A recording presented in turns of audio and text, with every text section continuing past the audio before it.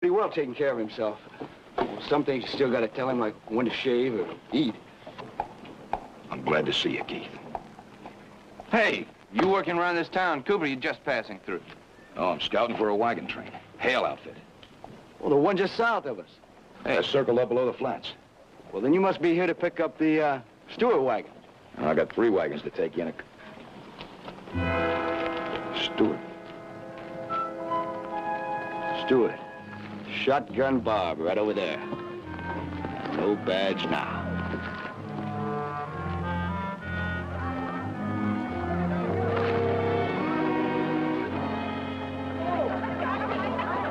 You don't pay, Coop, not if you go to jail for it. You stay here, Keith. I'll see you as soon as I get dressed.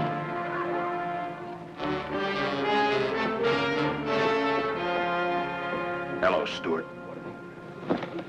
I see you stopped wearing that license for murder. Smith, this is my wedding day. So if you don't mind... Don't you feel kind of undressed without a shotgun? One of the hazards of having been a marshal. You keep running across the scum you dealt with. You never dealt with anybody except from behind. One thing none of you has ever done is put a hand on me.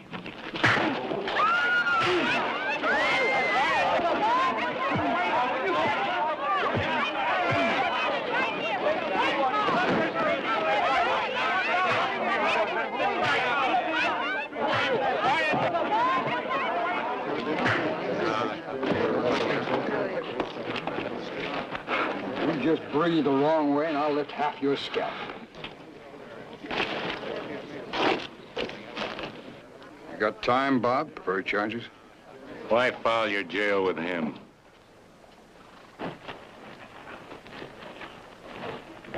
Now, you ain't out of here in an hour. I'll personally see to it you never forget this town. Pick up your hat.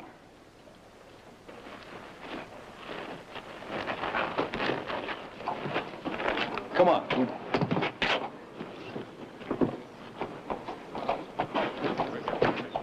Isn't he the scout that's taking the wagons to the train? I didn't know. I remember him now. Last spring he was here to pick up wagons. Bob, you want a few of my boys to ride with you as far as the wagon train? No, that won't be necessary. All right. About all I can do is wish you a good trip again.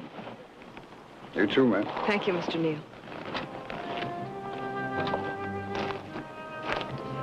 Best thing to do is just ignore them.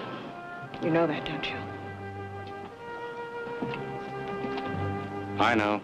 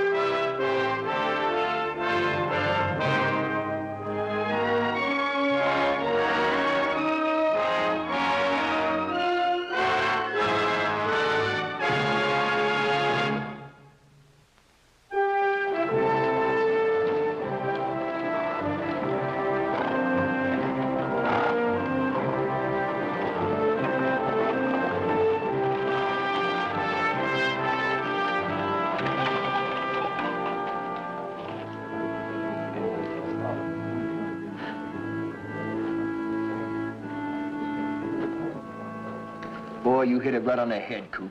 Stuart used that badge of his as a license to murder and cripple. Nobody knows any better than Keith. Third wagon just pulled in. You finish that drink, you're ready to leave.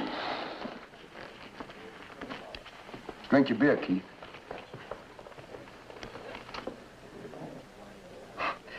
Coop, comes to our mind to ask you a favor. Now, that Hale train's a real big outfit. And we's wondering if they aren't going to be taking on some extra men going into the high country. With Stuart being on a train, it doesn't seem like such a good idea you joining up, Thomas. Whoa, Coop. We're not following him, if that's what you're thinking. We came here hoping to get on a train, work our way across the high country, and then on down to Texas. Yeah, well, that's my point, Felix. You see, I got to get along with everybody on that train. I might hate a wagon owner's guts, but once he pulls on that line, he's got no face as far as me, Hale, or anybody else is concerned. He pays his passage, and we get him there. Well, that suits us fine, Coop. Well, we don't say a word to Stuart. As far as we're concerned, it's over and forgotten. Besides, he's only going as far as Colby. He bought himself a sheep ranch there. Well, that makes sense. You work on a wagon train, you tow the line. Well, Coop, we go along with that all the way. We'll take away our living just 'cause Stuart happens to be around. Boy, we need that grub money bad to get on down south. Be like old times, wouldn't it? It sure would. Chris would like to see some hands showing up right about now. Pay's only $40 a month. Boy, that suits us fine, Coop. All right, it's a deal. All right. I'll meet you at the wagons. Well, Coop's changed. Yeah. He seems to cool off pretty quick now. Now, finish your beer, Keith. We're leaving. No more, Keith. We're leaving. Do as I say or we leave you on the street.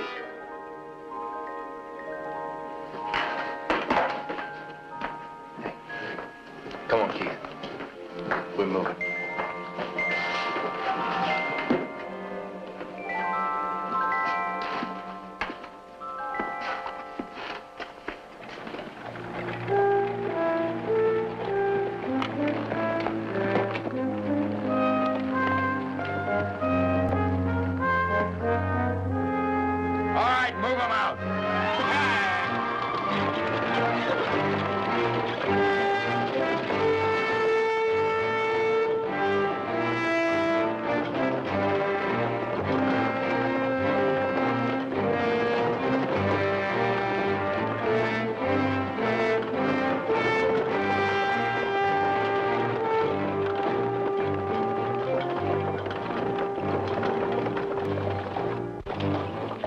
Man, Smith, looks rather responsible. That responsible Smith led the biggest gun-for-hire gang in the Kansas Range Wars. They're all lice. Smith along with the rest. It's behind you now, Bob. If there's any trouble, you'll go to the law.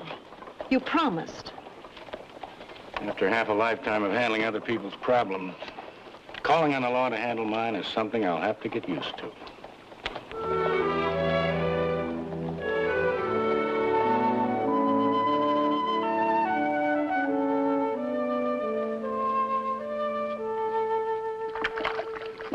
Dancing out tonight. I'm a dancing out tonight. Charlie, you got a clean shirt for me? Right on the line, Mr. Chris. Now, bet they're dry, too.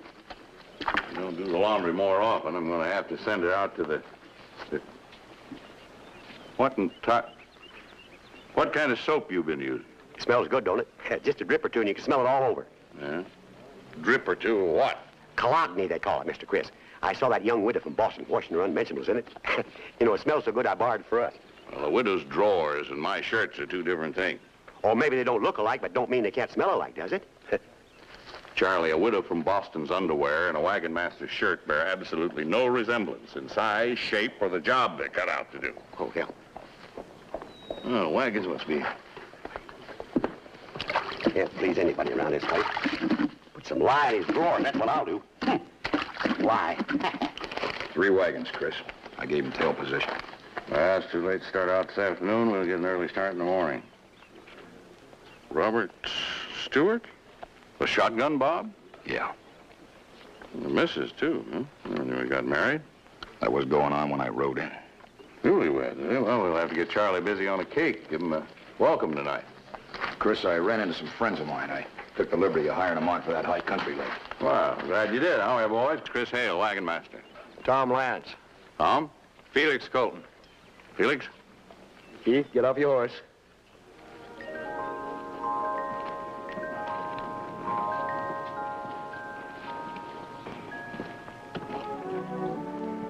That's my brother.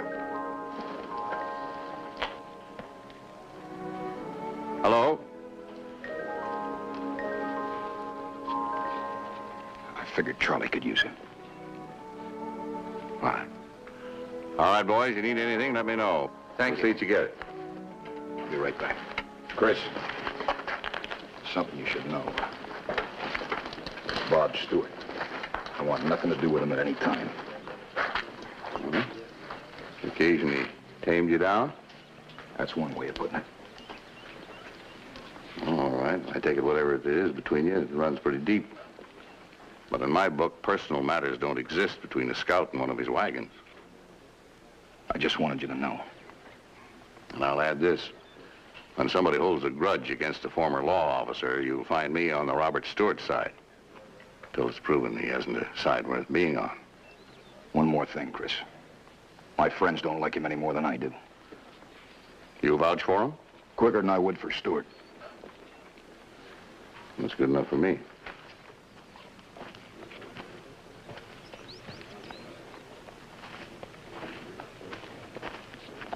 I'm pulling out for a while. I'll see you boys later. You off again, Coop? Yeah, I gotta check a cutoff pass we're using tomorrow. Make sure no early snow came in. Didn't know a scout's job kept him that busy. That keeps you in the saddle plenty. Sure seems strange, Coop, seeing you pound leather like any other hand.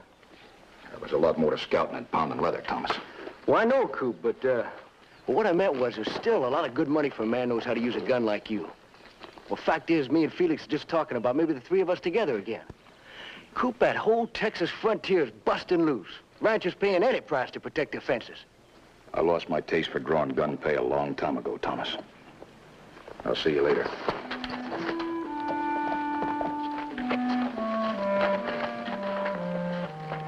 He won't be any help to us.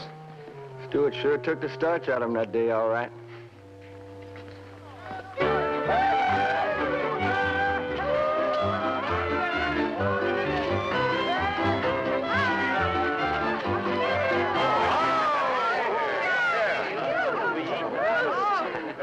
Why, thank you very much. Oh, it's nothing at all. I don't deserve all the credit. Keith here was my helper, wasn't he, Keith? Well, go on, Mr. Stewart. You better give us a hand here. We'll see whether Charlie's improved any or not. Well, couldn't possibly taste as good as it looks. Chris? Looks like a clear trail for tomorrow. Only a trace of snow. Care to sample Charlie's cake? No, thanks. Please, Mr. Smith, won't you join us? No, thank you, ma'am. I'm turning in early. Please.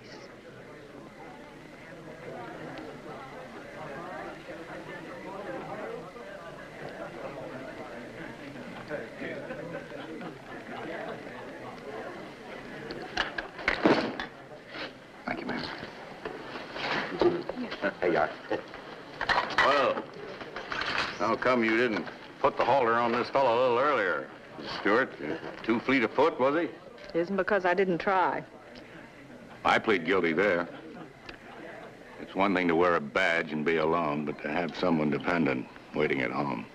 Took me 5 years to convince him being an old maid was worse than waiting at home. But you retired anyway, huh? Yeah. I felt that trying to stretch 35 years into 36 was taunting fate a little. Boy, 35 years of marshal. I bet you ran into a lot of killers over that time. In fact, I read where you maybe held the record for bringing back the most wanted men. I didn't keep count. Well, I guess being on a manhunt's really something. I mean, shooting it out in the desert or someplace. Yeah, there were some tight corners. That's quite an edge to have. Nobody to question if you bring a man back dead or alive. Why should anyone question? Extreme measures have to be taken with outlaws. Just a comment, ma'am. The only edge a lawman has is wondering when some drunk will take a shot at him. Or whether that clean-cut young fellow is really unbuckling his gun belt or will have the gun in his hand a split second later. Well, now, it seems to me with all that wondering, maybe the man shouldn't be wearing the badge. Thanks for the cake, Mr. Stewart. Come on, folks. There's over half of this cake left. Come on, eat up. I'm not going to be a hog. Oh, yes, I guess everybody's ready for seconds by now. Get that, please. Get the next plate. Here you go.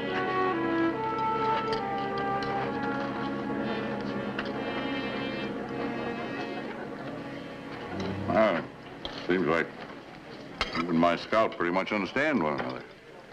You mean we have the utmost contempt for each other? You're right. I must say that surprises me. If I had to choose one man in the world to depend on in a situation where my life hung in the balance, it'd be Coop Smith. I don't quarrel with your opinion, Mr. Hale. I usually try to keep my nose where it belongs, but could it be anything I might iron out for you? I doubt it. I shot him in the back from ambush. I take it you thought you had a good reason. The best in the world. I was a 90-a-month marshal riding into a range war where the pay went often as high as $500 for a man like Smith. I felt it was a simple equation. To come out alive, I had to have the fear of God on my side. And before that day was finished, your Smith was in the hospital with a shotgun blast in the back. 2 of his men were dead. And that young man over there. That young man had my shotgun broken over his skull. My only regret is that I didn't leave more of them lying there dead. Can I get you another piece of cake? Thanks.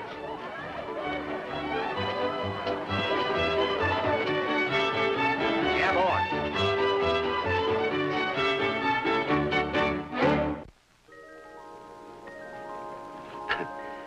You do good work, Keith. Them plates are real shiny. You know, you don't find many people anymore that bother about cleaning up. Does me real good to find a boy like you who don't mind a little work. And I know this work is new to you. I mean, working on a wagon train like this. You know something else, Keith? Once you get to know folks, just, having people around is a pleasure. You get lonesome without them. I suppose by now you think I talk too much, but I'll tell you something, son. You're the best listener I ever had, and also the best helper I ever had. You and me are going to get along just fine. You wait and see, Keith. Yes, sir. Yes, Keith?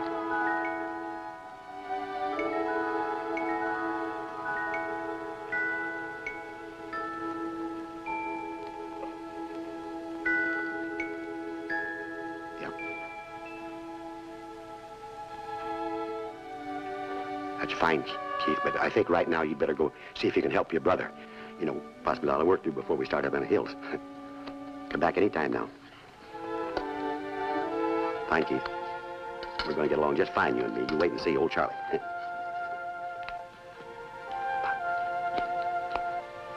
Come back. Well, according to rope count, we ought to have plenty, Chris. Hey, was he born that way? I understand he took a blow on the head about 10 years ago. What about the coal oil? Hey, that pretty widow from Boston must be upwind from us. Yeah, well, stick with the supplies, eh? Sure.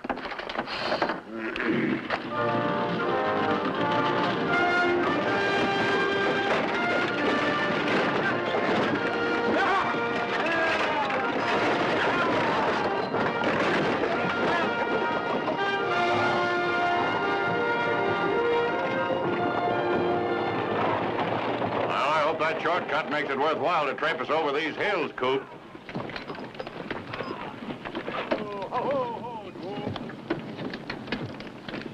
Keith, you all right? Fine, fine. Don't worry about this little old hill. Don't mean a thing to old Charlie. Just like peeling potatoes. Now, you hold on good. All right, lead him out, Charlie. All right, take it easy now. Ha! Yeah.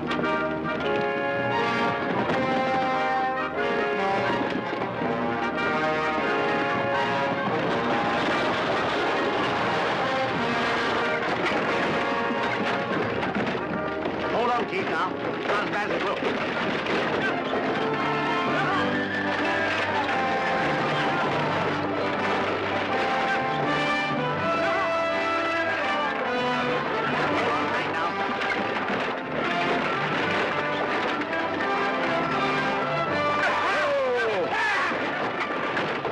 Like I said, huh? Not bad at all.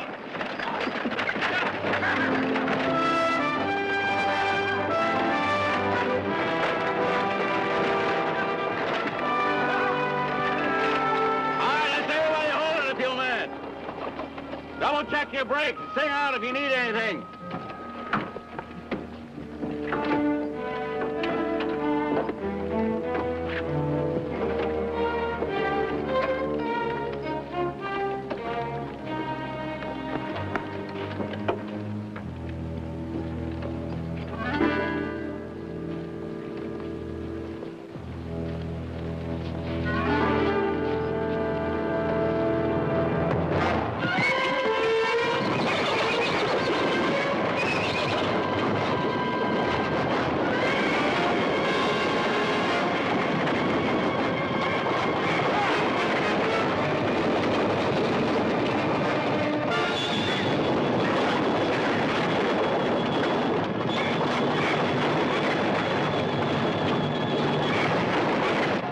Wagon about 5 seconds to fall apart.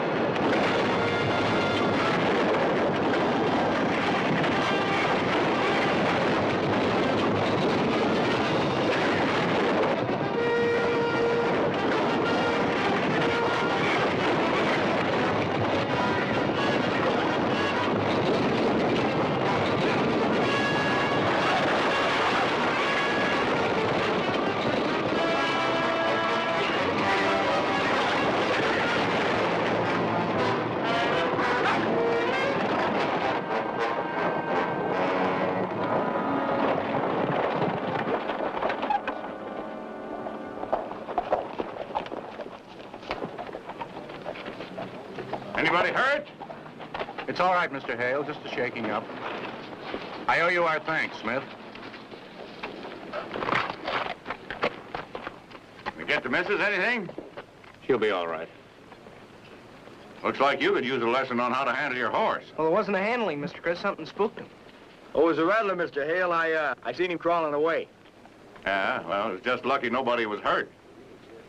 We'll have to overhaul this wagon before we can take the next hill. Need a brake shoe, for one thing. Sorry about my horse spooking yours. I thought he was broke better than that. Forget it, son.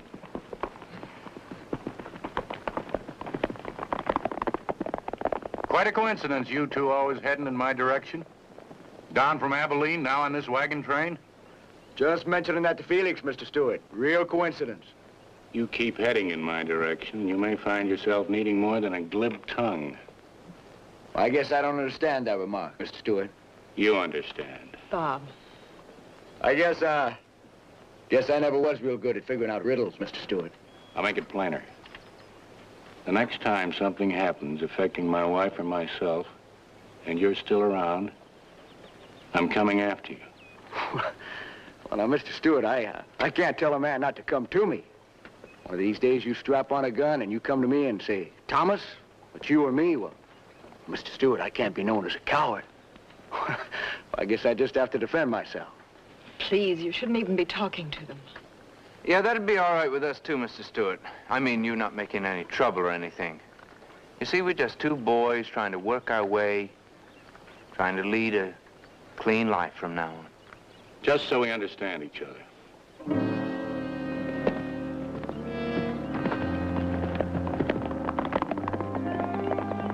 They want you to come after them, you know. It brings you down to their level. Maybe that's what it's going to take. Oh, no, please. Whatever the outcome, you'd be the loser.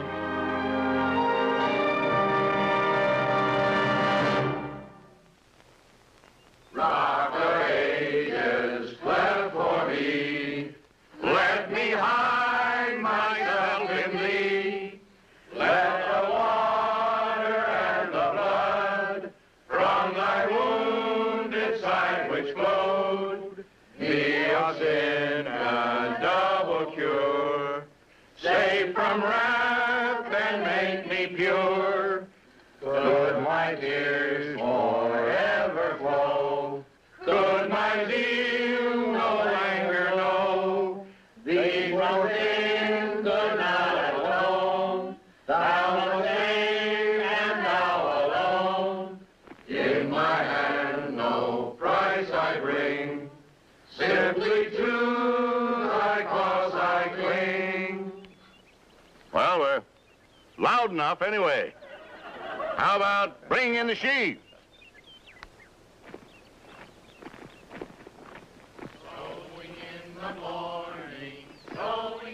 of kindness, sowing in the noontide and the dewy, waiting for the harvest and the time of reaping. Mind if we clear up a few things? I mind breathing the same air as you. My wife asked me to speak to you. Frankly, it's not in my nature to do much talking. I know. A shotgun does your talking. It has more than once. You'll find no excuses in me. None at all? What about the wanted men you brought in shot in the back? You don't feel anything? That happened less frequently than barroom gossip would have it. Then what about Keith? Doesn't it give you bad dreams when you think what you did to him? I feel sorry for him, of course. But I didn't make him what he is, as you put it. Each man has some control of his destiny. And the risks were just as high as the wages you and your men drew in that range war. I was brought in to enforce the law, and I did it to the best of my ability. You were nothing but a killer wearing a badge. A marshal isn't paid to engage in fancy shootouts. What he accomplishes justifies the means.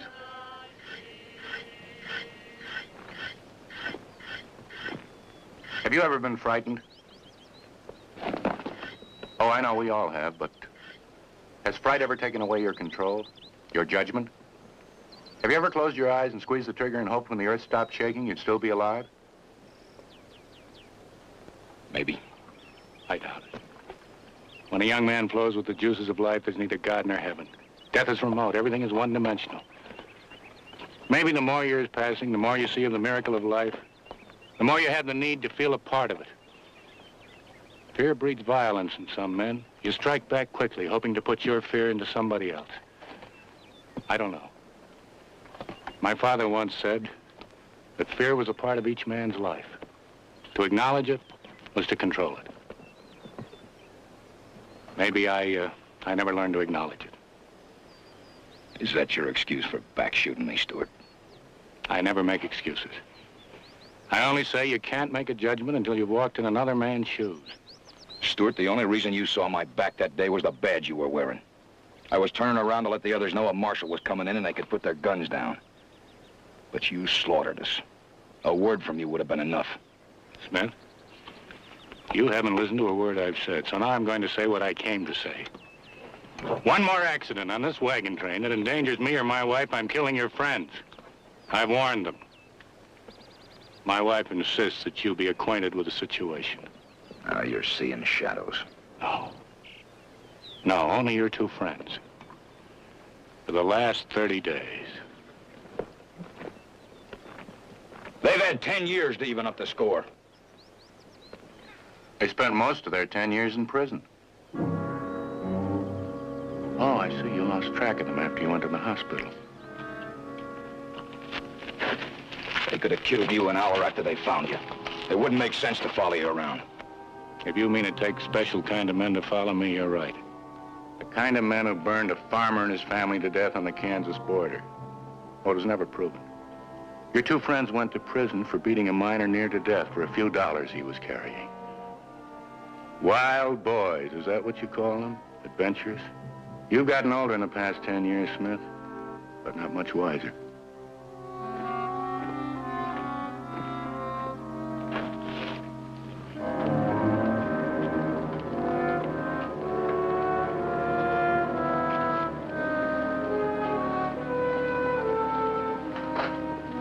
Coop?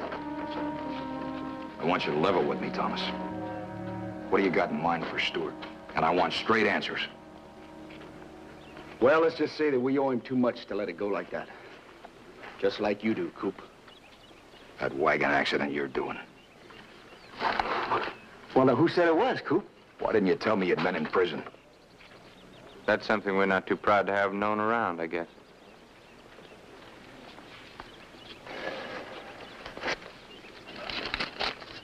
This is more than you got coming. Cooper, are we through? I want you both to know this. Anything happens to Stuart on this train, you'll have a dozen riders on your trail in an hour.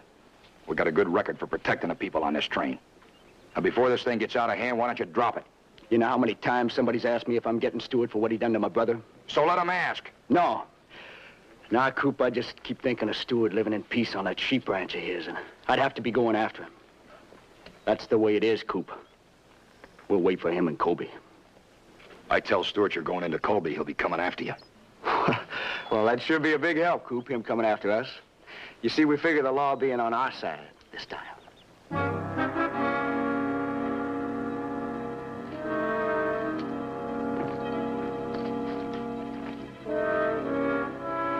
Well, I guess we start packing. Yeah.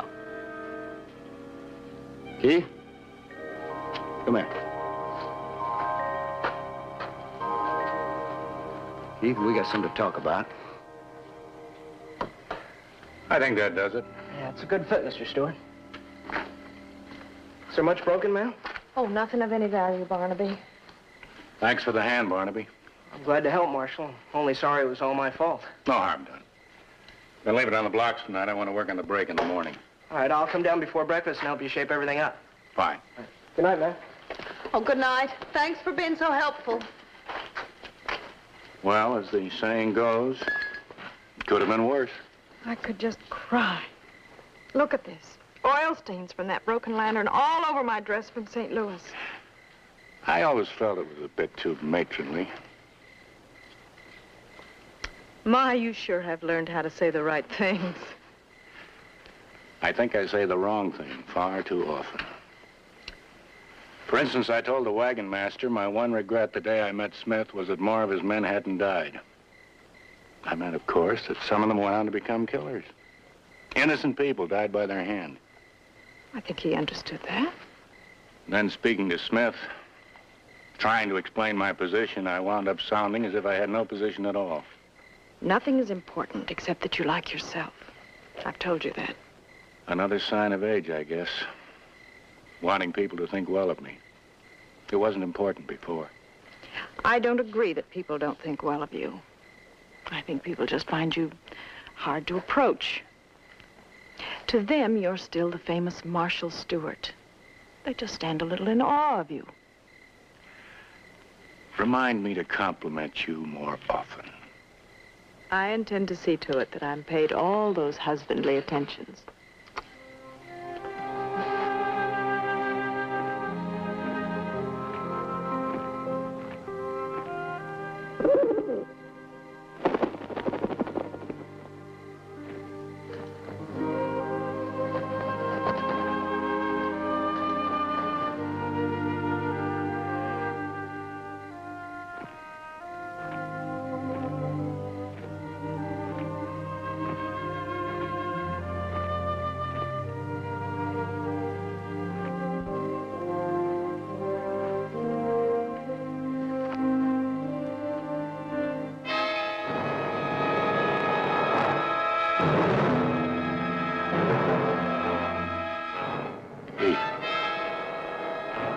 Listen to me. I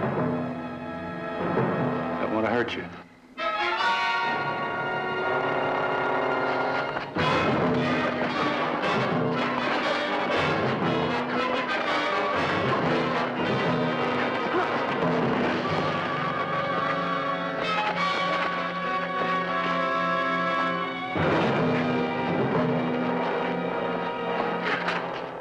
Keith, put down that knife.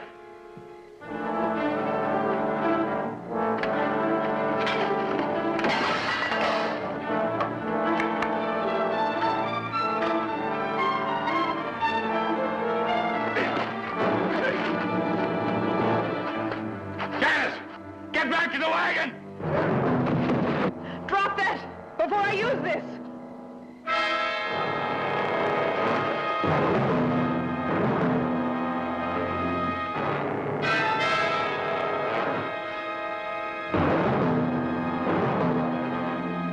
Janice, put down that gun. It's disturbing him. I'm afraid to, Bob.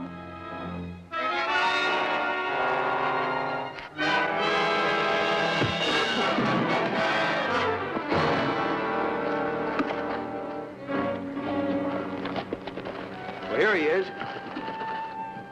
Was he bothering you, Mr. Stewart? Oh, I'm sorry, ma'am. He kind of has a one-track mind when it comes to settling up a score. Mount up, Keith. Come on, Keith.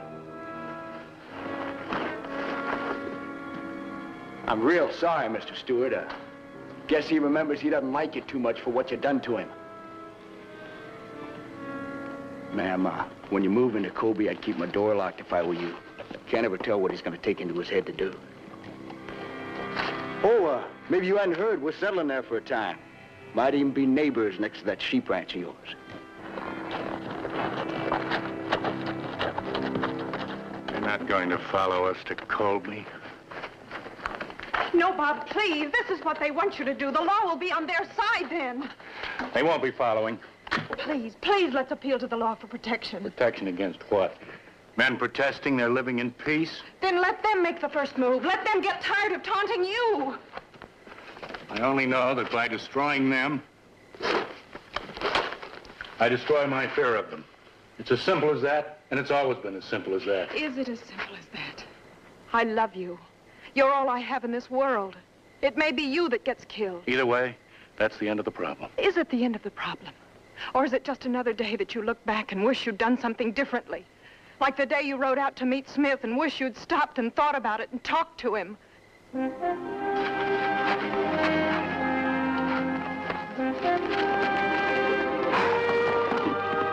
Bob!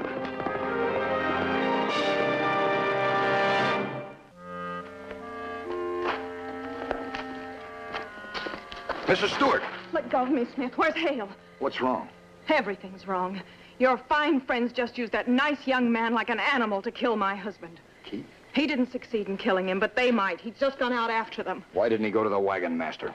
Because he doesn't know how to go for help. Because he sees himself alone like he has been for the past 35 years. Mrs. Stewart, your husband's doing exactly what he's done for the past 35 years. Use a gun instead of a badge. Only difference is today he doesn't have a badge on his shirt so he can blind somebody into dropping a gun or turning their back on him. How can you condemn him? How can anyone condemn him after the way we have used him? After the way we've re-elected him year after year, telling him he was doing a wonderful job. We've used him, doing all our dirty work so we can go on with our business. It is not fair not to care about him now. He didn't have to enforce the law like he did.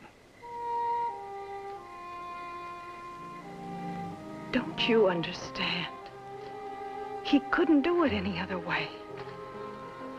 Don't you understand? From the moment we pinned that badge on his chest, he was always measuring up to a job he wasn't quite suited for. Always measuring up. Never quite sure of himself. Always a little bit afraid. Oh, don't misunderstand me, Mr. Smith. We owe him. But especially you owe him. Because no matter how much pain he may have caused you, he took the glamour away from what you were doing and he separated you from those animals. He taught you this country wasn't being settled for the benefit of a lot of little boys with guns. For that, you owe him. And for keeping you out of prison. And for turning your thoughts away from the thoughts of your friends.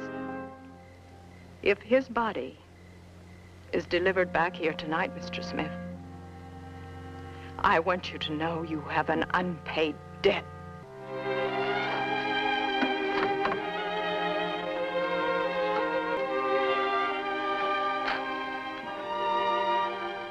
Mrs. Stewart, you tell Chris what's happened. I'll see what I can do.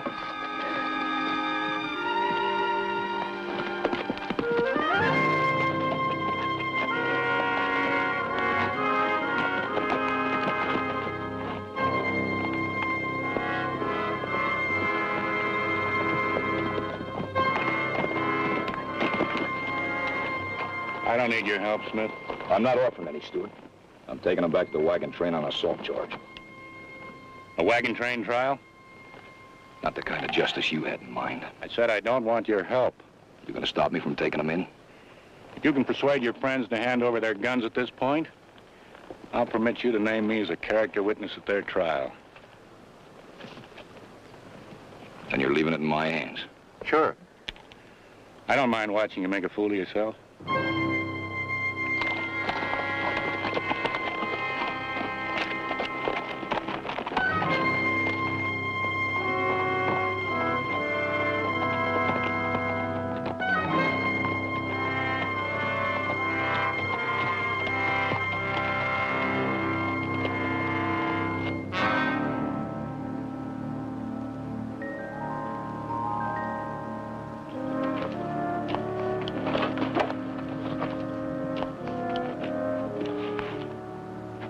wonder if Stuart cut across the waist to Colby.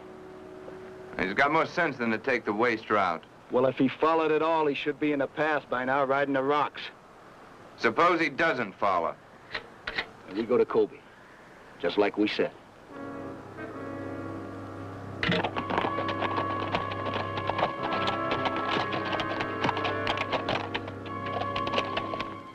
There's a spring up there. It's the only water between here and Colby. That's probably where they'll camp for the night. Yeah, I'm sure you'd be familiar with their hideouts.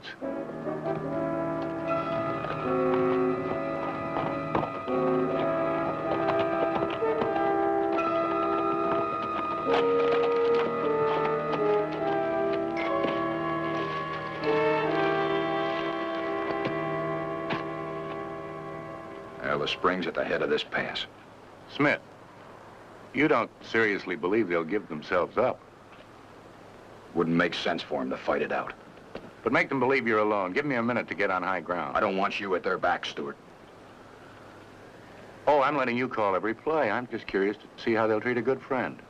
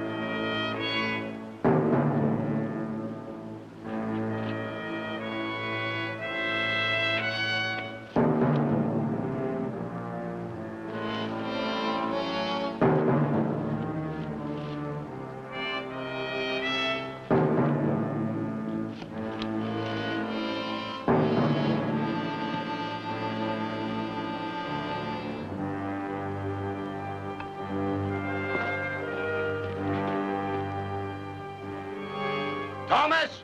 Felix! Yeah, Coop? I'm taking you back to the wagon train. You're gonna have to answer for Keith going after Stuart. Well, come on, talk it over.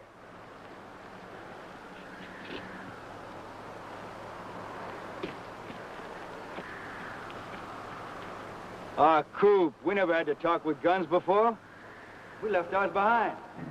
How about seeing it our way for old times? Giving us some benefit of the doubt. All I can give is a chance to turn yourself in.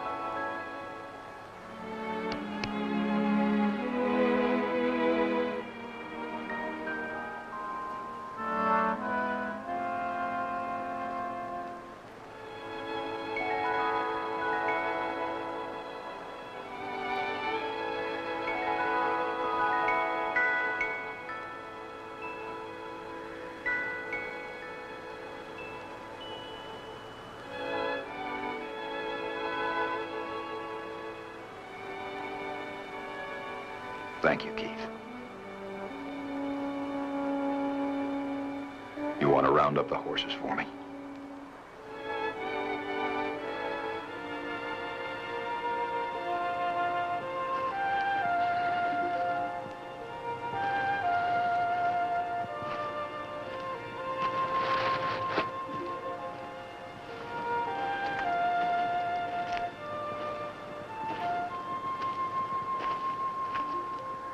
There's times he knows exactly what he's doing.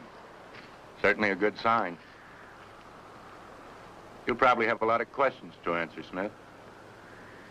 If you gave them a chance to surrender, were you sure they couldn't be taken alive? Why were they shot in the back? People do ask those questions, Smith. Intelligent people, like yourself.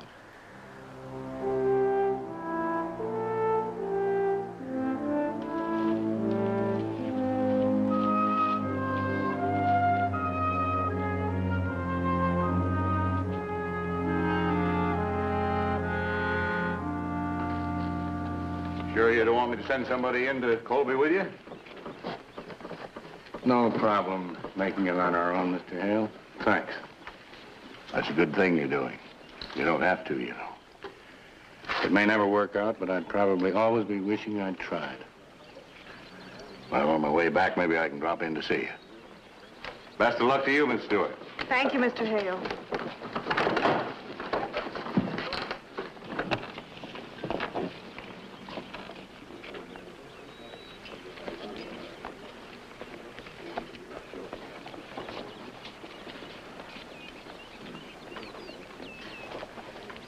Yeah.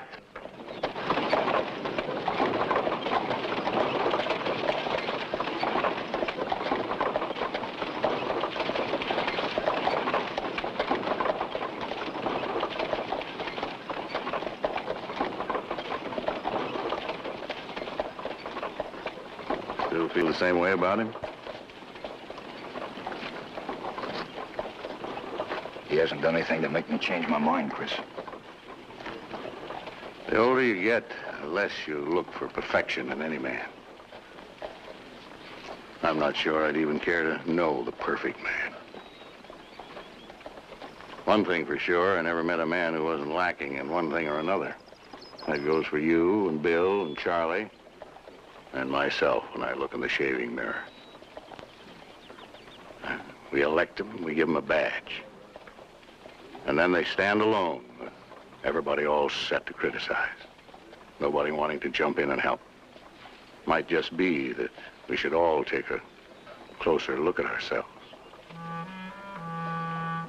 Poor little thing, ain't she?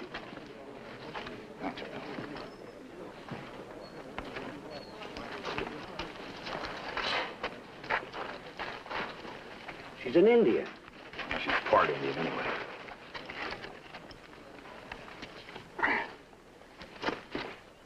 She all right, Chris? I don't know. Does that mean there's Indians around here, Mr. Chris? No.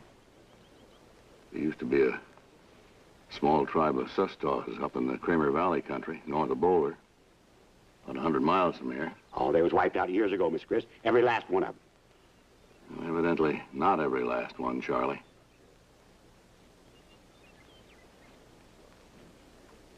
We may be looking at the last survivor on Earth of a whole race of people.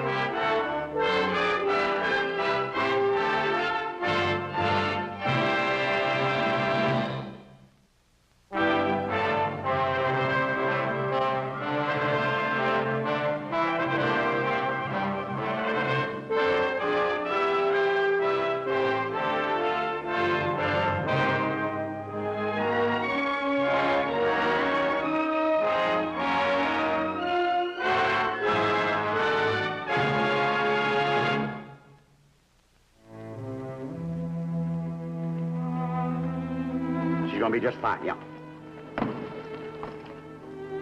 Thank you, Anna.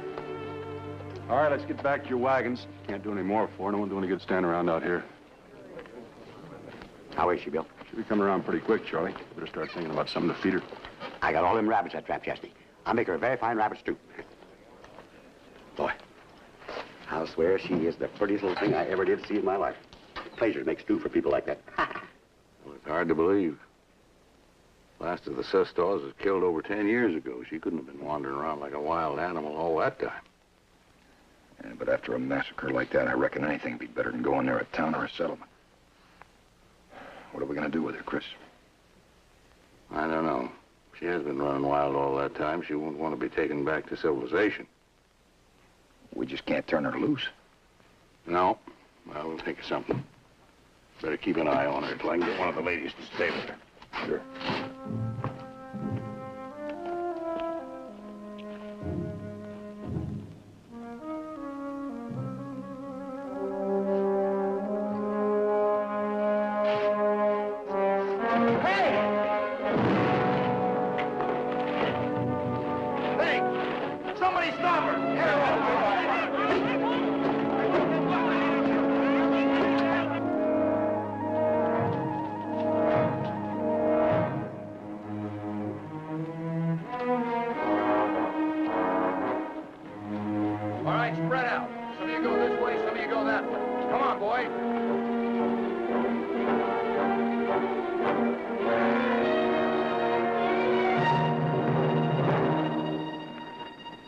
I heard her coming this way. Go back and get Chris and be quiet about it.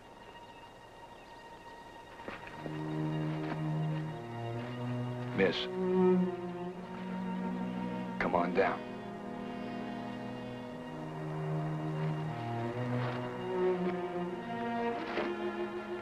Nobody's gonna hurt you. We want to be friends. Don't be scared. We want to be friends. Come on down. No. You speak English. We can't just leave you here. We want to take care of you. We'll find out where you want to go. I know where to go. Maybe we can take you there. Away from the white man. Not all white men are like the men that killed your people. I'm glad you weren't killed. That way, maybe we can make up for what the others did to your people. Now, come on down.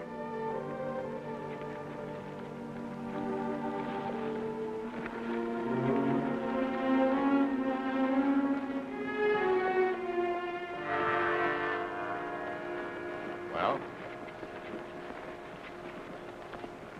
We'll just have to wait her out. Maybe she doesn't understand you, Coop. She understood, all right. She speaks good English. She's just scared out of her wits. Couldn't we just climb up there and grab her and bring her down? She'll only run away again if we don't. No, Coop's right. She'll have to come down of her own mind.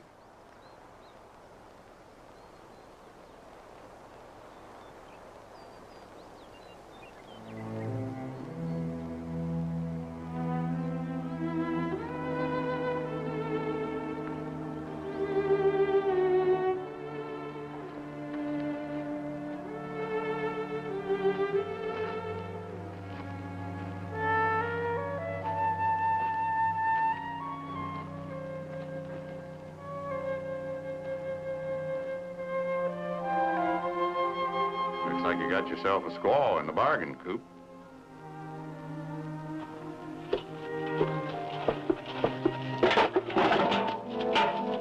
What happened?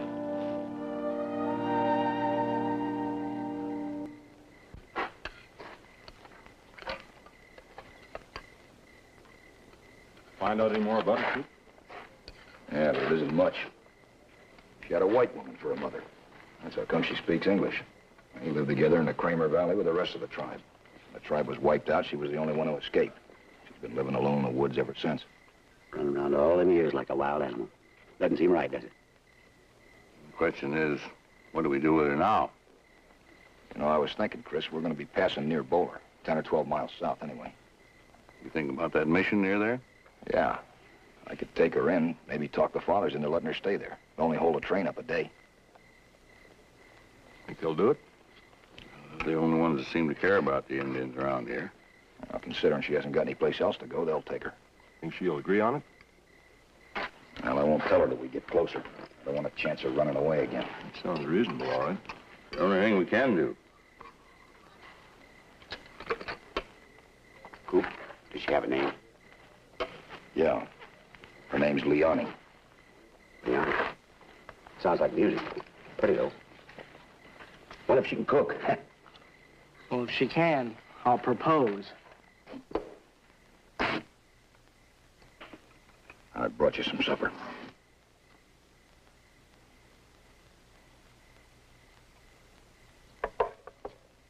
Aren't you hungry? Well, maybe you'll eat it later.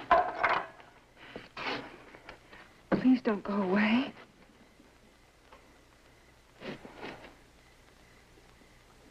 There's nothing to be afraid of, Leonie. No. There's nothing to be afraid of now.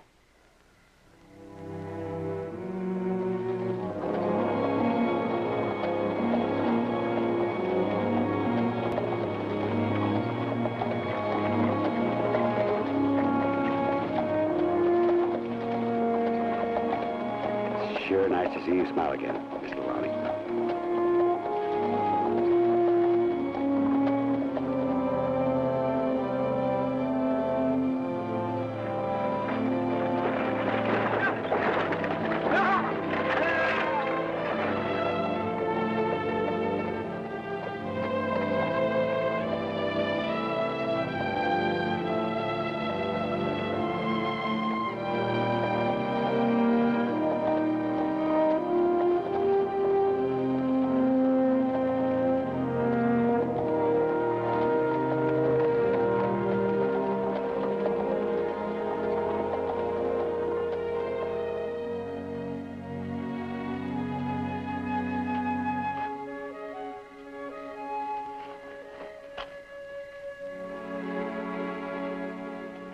Hit the hay, Coop?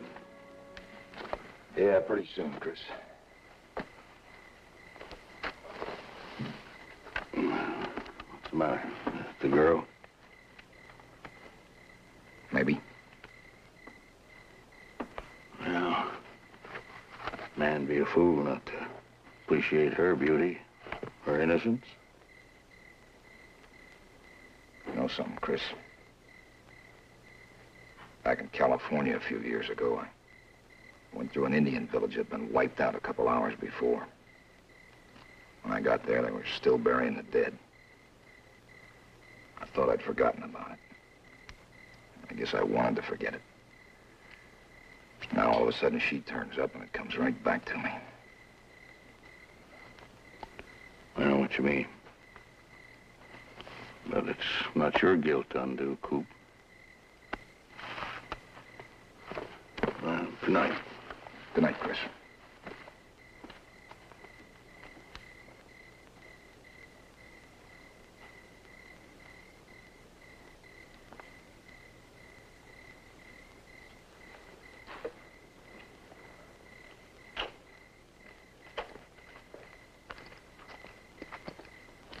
Coop?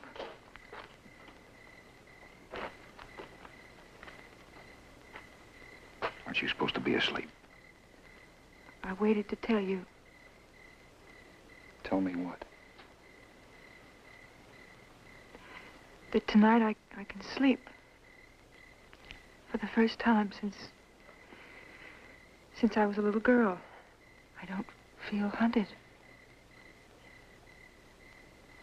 Because you're so kind. Thank you.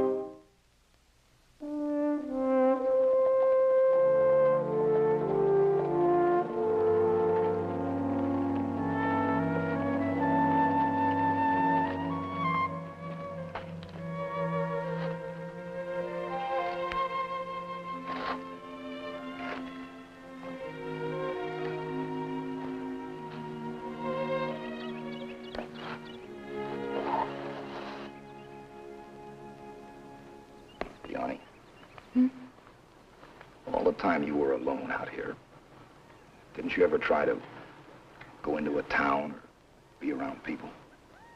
No. Weren't you ever lonely?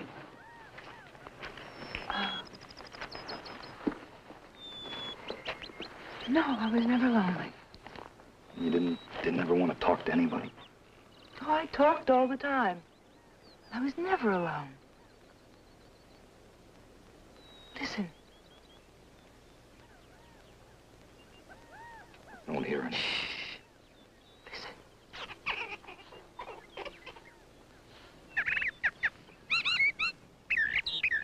Right over there, behind those bushes, are 3 squirrels.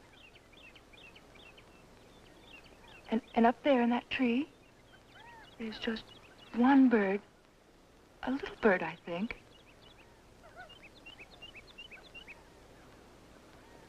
And over there, behind those leaves, is a mother quail and her babies. How do you know? I can hear them. The way they move.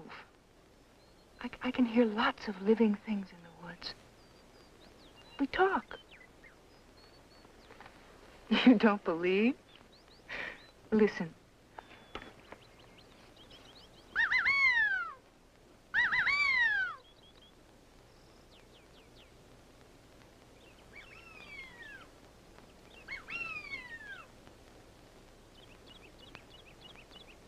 I was never alone.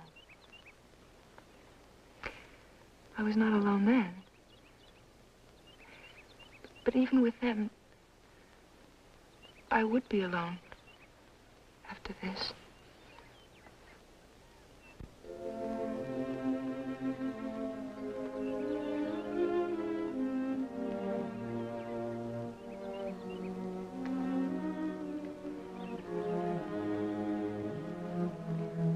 Oh, Coop. Coop.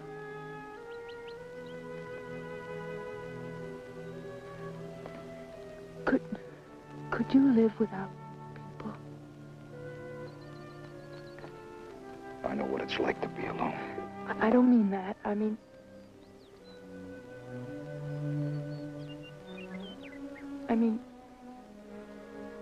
for the rest of your life without any people. Except maybe just one.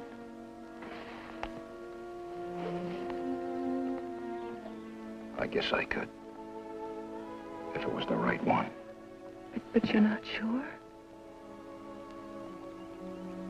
To be sure, it takes a little time.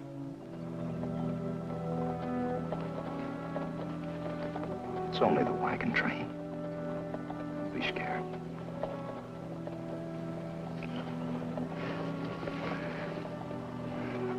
I know you've been through some pretty hard times. But you've got to try to think of the people, white people, as friends. They're not all bad. As you say, being sure takes a little time.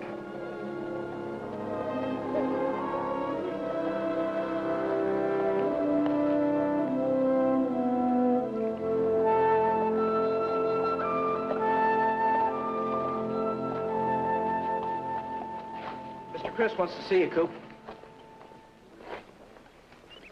Frankly, I don't know what you see in him. Just to hope that someday he will grow old with a fine white beard and a handsome and wise face.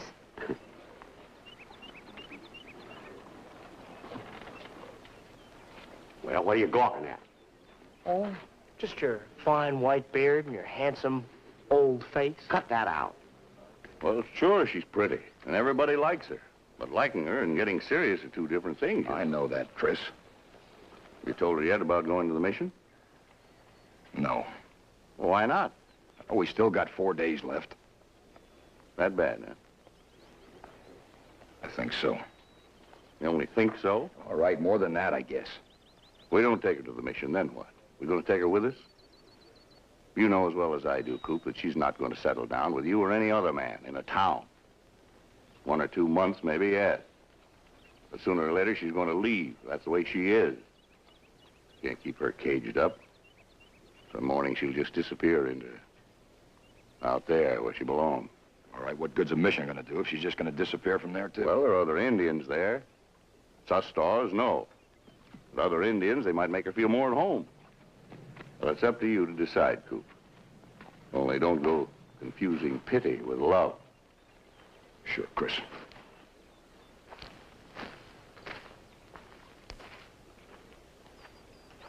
What do you think, Chris? Oh, I don't know. Coop won't do anything foolish. Too level-headed. You don't fall in love with your head, you know. Here we are. Mm-hmm. Over here is Bowler. And up here, this is the valley where my people lived. That's nice. It's a beautiful valley, Mr. Wooster. You know, you'd never think that once cries of pain and fear were heard there. Now there's only quiet, peace, and beauty. The way you tell it sure sounds inviting. But I still say it's no place for a girl to live alone. She'd be around people, some nice town. I think I would die very quickly. Oh, hello, Coop. Hello, Charlie.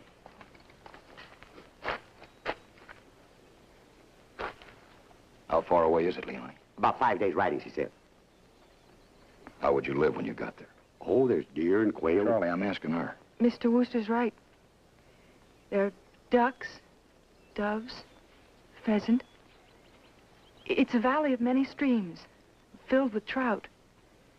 Everywhere there are fruit trees, berries. To my father's people, nature was good and kind. There was nothing to fear in life. Except the white man.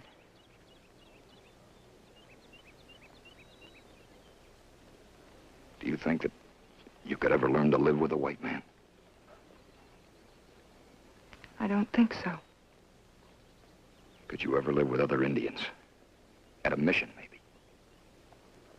I've heard of such Indians on such places.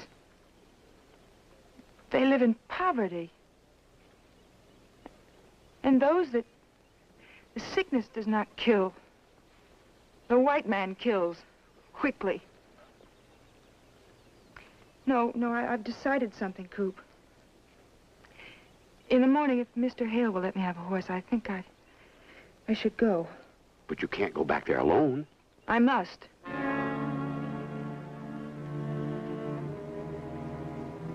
Charlie, don't you think it's about time you started supper? What? It's early yet, Coop. Very early. Oh, on second thought, I had planned an early supper. Excuse me.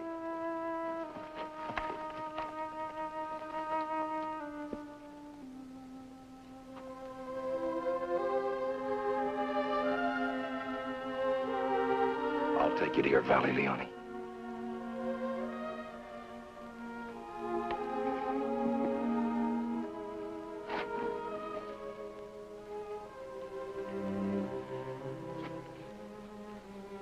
Away from your world?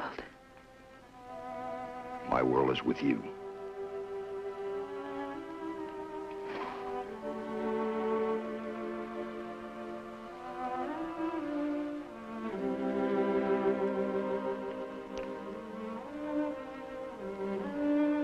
We'll leave tomorrow morning. I'll tell Chris. Sure, she's right over there. What do you want with her?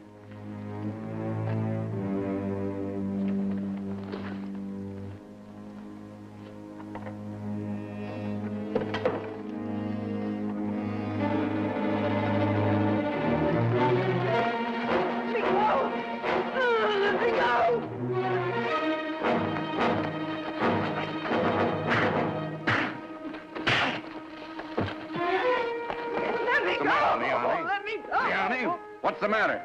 On your feet, mister. You got some explaining to do. Who are you?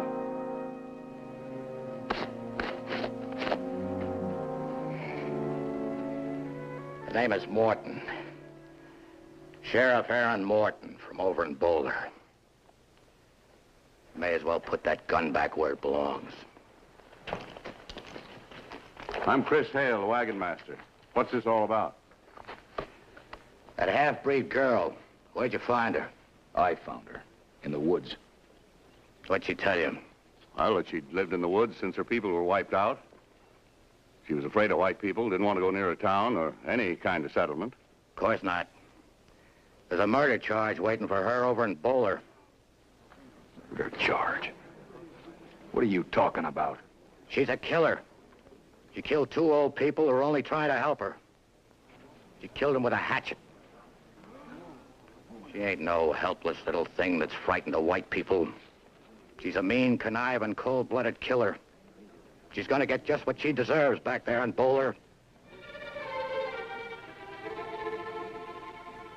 The rope.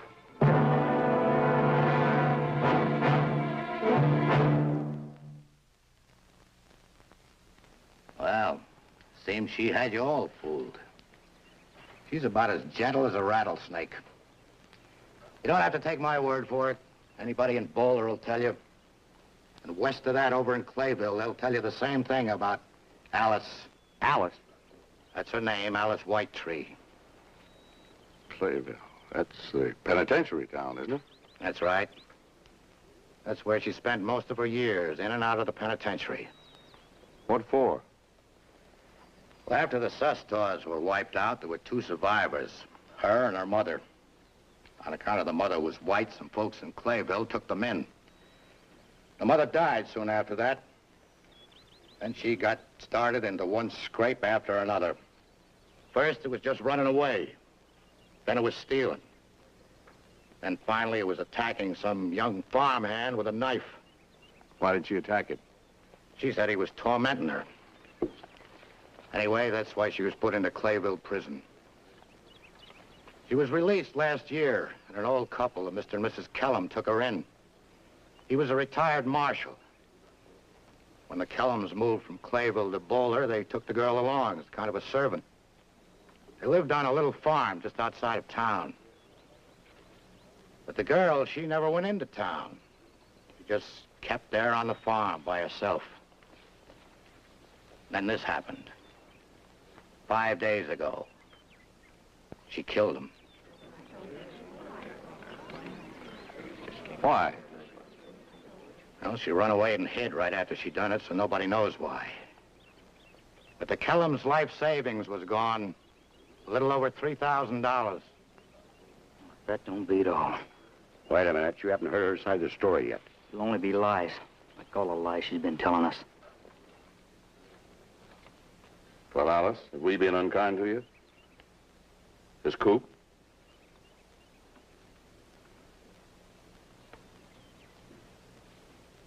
No. Well, then why don't you talk to us?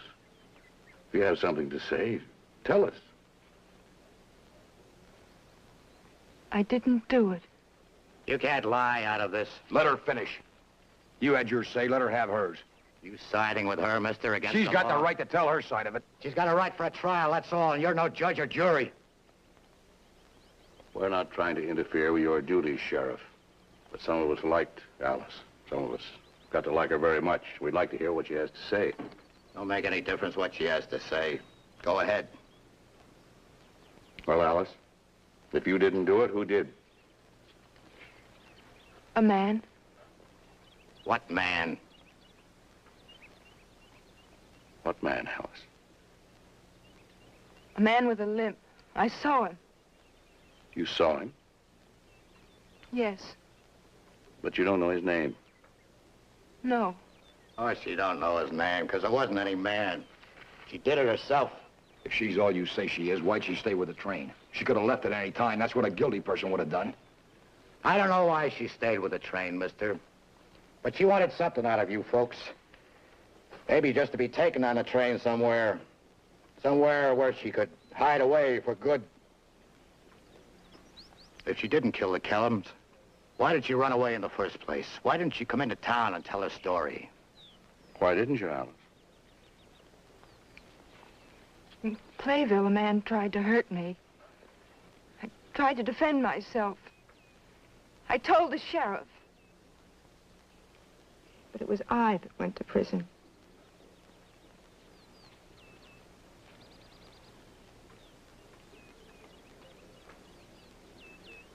Who'd ever believe a half-breed anyway?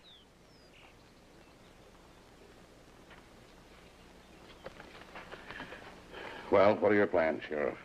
We're going to be passing 12 miles south of Bowler and day after tomorrow. You and the girl can go with us that far anyway. That's kind of you, Mr. Hale, but my men and I can travel faster on our own. Well, it's going to be dark in an hour. There'll be a moon. You that eager to see her at the end of a rope? I'm not eager to put a rope around anybody's neck, mister. All right, Mr. Hale. I'll ride over and tell my men I've got the girl. Send them back to Bowler with a word. I'll take her back in the morning. You got any chains? Yes? Chain her. Chain her? Mister, you... What I said. We'll be back in an hour. All right, take charge of her, Bill. Charlie, you can guard her. All right, Chris. Come on, man.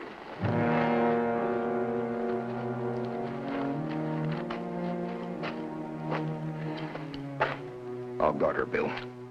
I asked Bill to do it, Coop. I want to talk to her, I said Chris. I asked Bill to take charge of her. Go ahead, Bill.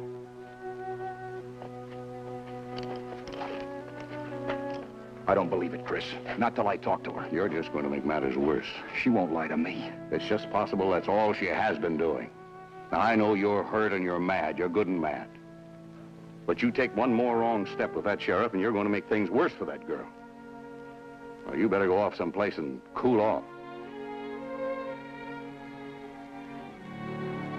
Boy, she sure made a fool out of you, Coop. Let him go! Let him go! Get back to your wagon. You can't do anything more here.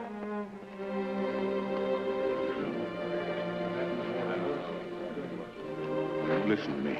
You're not going near that sheriff or that girl at any time. Chris! You're going to stay strictly away.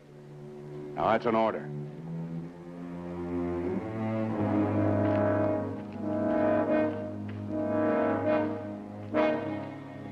Ain't right. And I still say it ain't right. Treating her like some kind of a wild animal. Wasn't my doing, Charlie. Sorry, miss. Suppose she's innocent. And you know she wouldn't do a thing like that. That's up to the jury to decide. Oh, but Charlie's right. I know I'm right.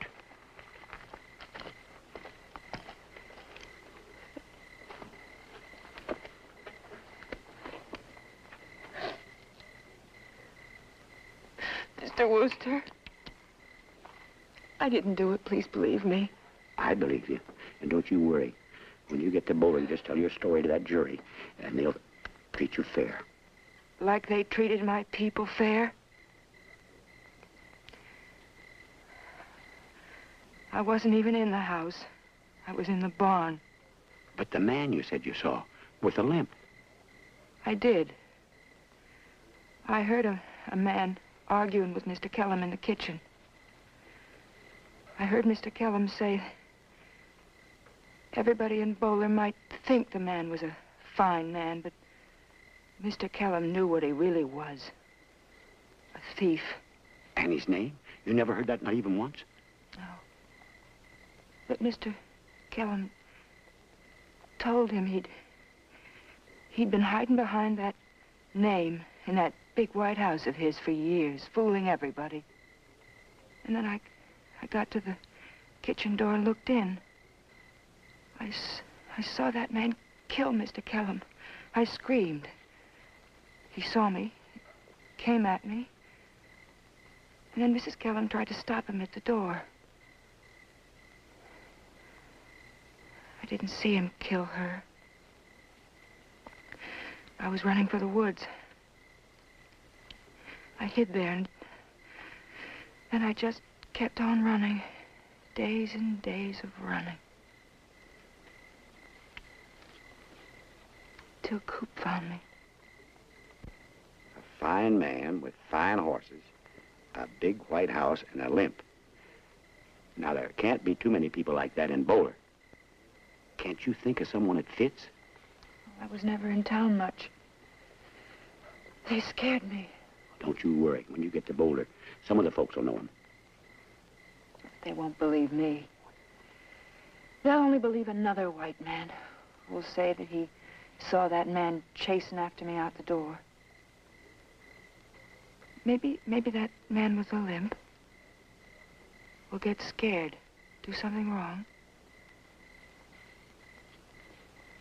and then show his guilt.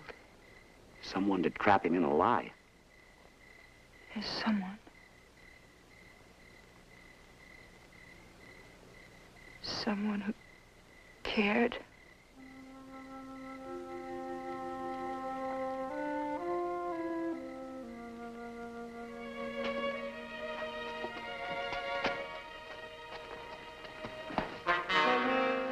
Well, I found her. A wagon train 5 miles ahead. Picked her up a few days ago. They've got her chained up now. What'd she say? She denied doing it, of course. Of course. What else? She said a man with a limp did it.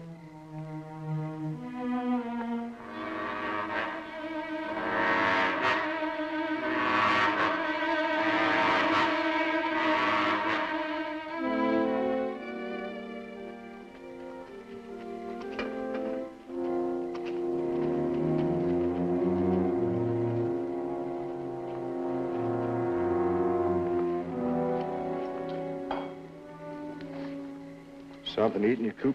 Want to get it off your chest? Sit down, Bill.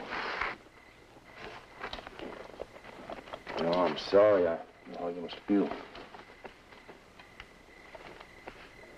Do you think she did it, Bill? I don't want to.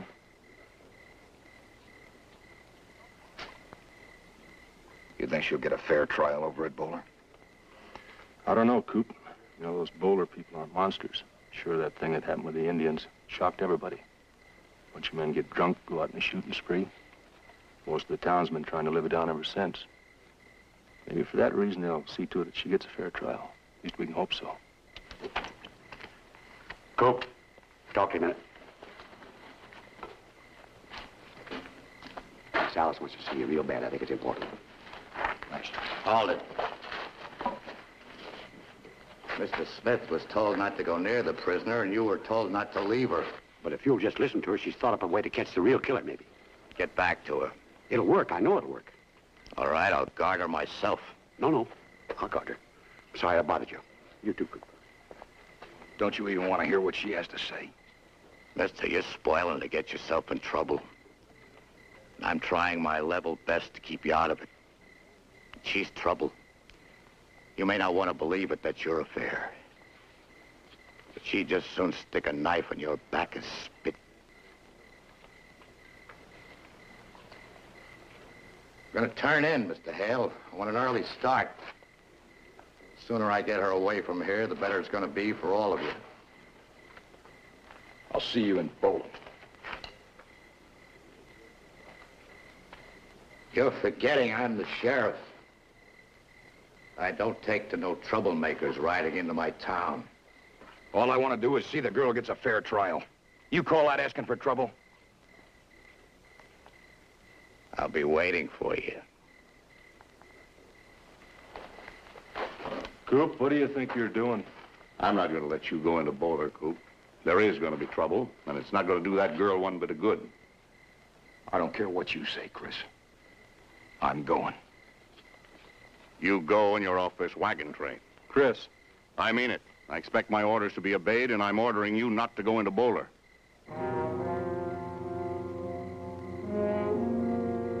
Then I'm off the train.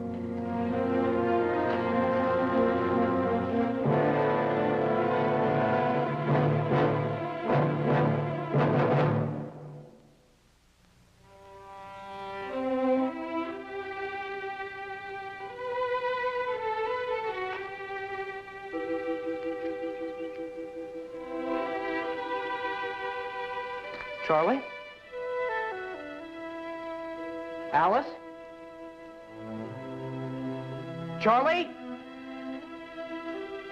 Mr. Chris! Mr. Chris, Charlie and Alice are gone. What do you mean? Just that. See for yourself. He unlocked her and they're gone.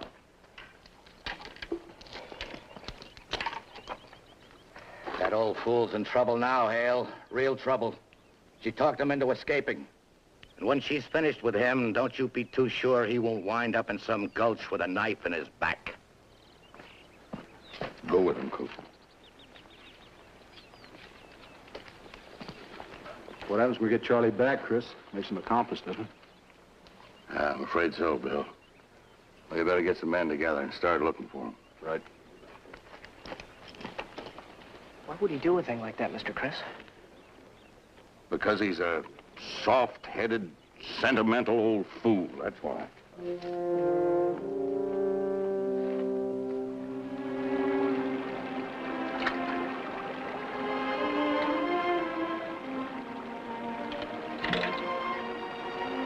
Want a drink?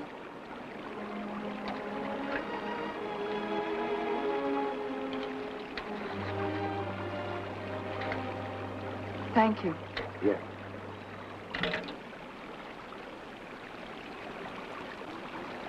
Charlie, Yes? what are you going to do afterwards? After we catch the real killer, you mean?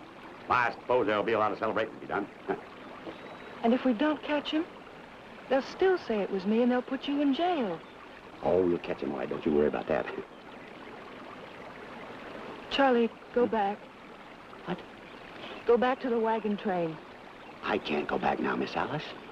Tell them that I had a knife, that I forced you to unlock the chain, and that I made you come this far with me to keep you from shouting for help. Charlie, if they catch me, that's what I'm going to tell them happened. And what's going to happen to you? I'll go home to the valley. I can find my way there from here. It's better this way, Charlie. It won't be better, Miss Alice. They'll just keep hunting you down. Sooner or later, somebody's going to find you. But I'll have a few years of happiness. I don't call that happiness when I jump like a scared rabbit at every sound I hear. And that's what you'll be doing. There's only one way to do this right, and that is to finish what we started out to do. And I think we ought to get started, too, because the whole wagon train's supposed to be looking for it right now. I'll fetch the horses.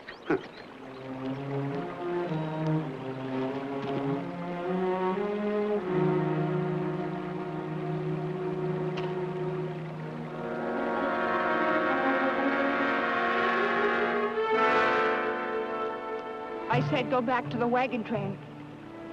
I mean it, Charlie. You sure come up with some of the gall-darndest surprises. And just get on your horse and start moving. I'll keep the other two. Stay back and get on your horse.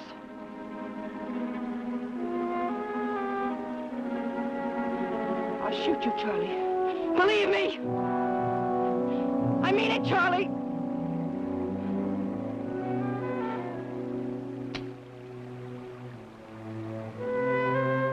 There's one thing you don't know, Miss Alice. That you can't fool an old fool. Oh, Charlie, I wish you'd go. I can't go back now, can I? When I've just learned that you don't have it in you to kill anybody. Not even me. But I think we ought to get going, though. I'll get my hat and gun belt.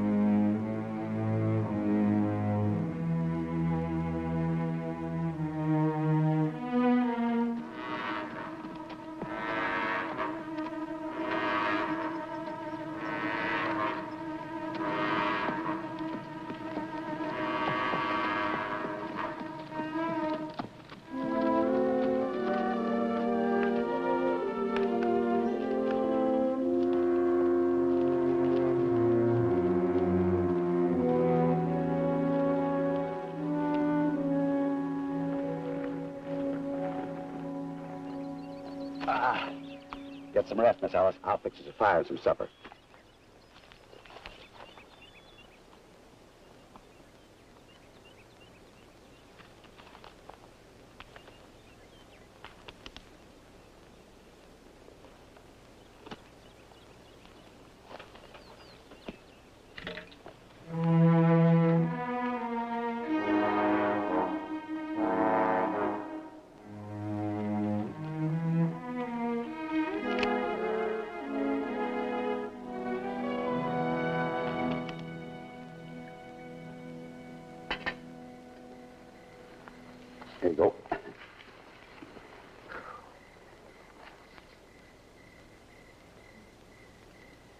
Coffee all right? Yes, very good. I'll make us a mess of beans. Beans a la Worcester. Nothing like them in the world. What's beans a la Worcester? Oh, beans just heated up, I guess. Charlie! Get your hand off that gun, Worcester. You sure got him into a heap of trouble. She had nothing to do with it, Cooper. It was all my idea. Drop that gun belt, Worcester. You're under arrest. You better do what he says, Charlie.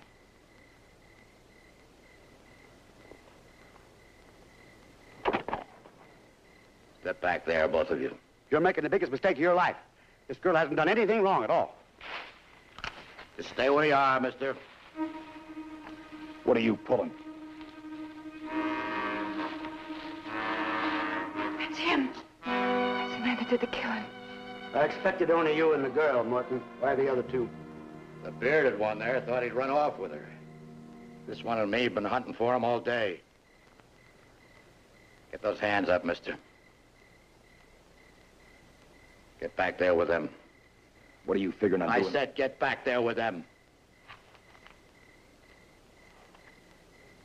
Tell you what we're gonna do for you, young fella. We're gonna give you a hero's funeral back in Boulder. Well, I have to say you put up a mighty fine fight. Sheriff here will tell him all about it. I might even donate a nice big headstone or something. You mind telling me why you killed those people? Well, the Kellums? Oh, I don't mind. You see, Kellum was a retired marshal. He got a little too curious about my past. Your past? I'm known as Justin Reed. My real name is Frank Stacy. Frank Stacy? He was a big-time bank robber 30 years ago. Morton here was my right-hand man. He didn't save a dime. But I did. I made something of myself. I became somebody. Somebody big enough to make him sheriff of the whole county. The last 30 years, I've built myself a nice life. I'm liked. I'm respected. Anybody in Boulder needs anything, he comes to me. Advice, money, help, anything. I give it. I like it that way. I've worked hard to bury the past. I'm going to keep it buried. All right, Morton, step back.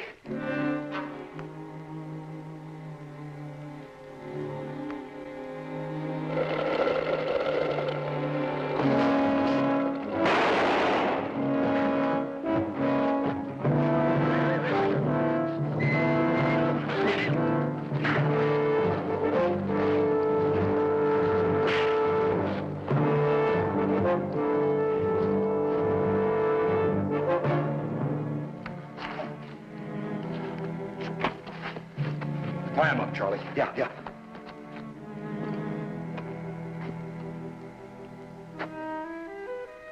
I'm sorry I doubted you, Leonie. I don't blame you. We'll take them into Boulder. Tell our side of the story. Everything will be all right. You'll be free. I'm not coming with you, Coop. I still want to go home to the valley. You've got to go with us. I never want to see that place again. You tell them. They'll believe you. Afterwards, I'll take you to the valley myself, just like we planned. No! I only was pretending to love you. Just so you'd take me away. I don't believe that, Miss Alice. It's true. I don't care about you, Coop. I just want to be alone. Leonie! Oh!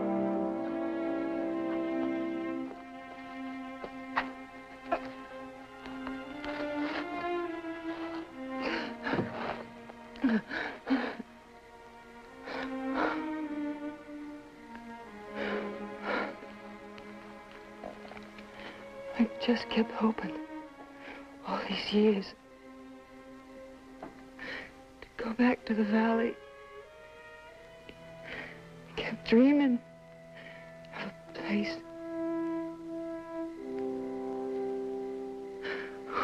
where there was kindness.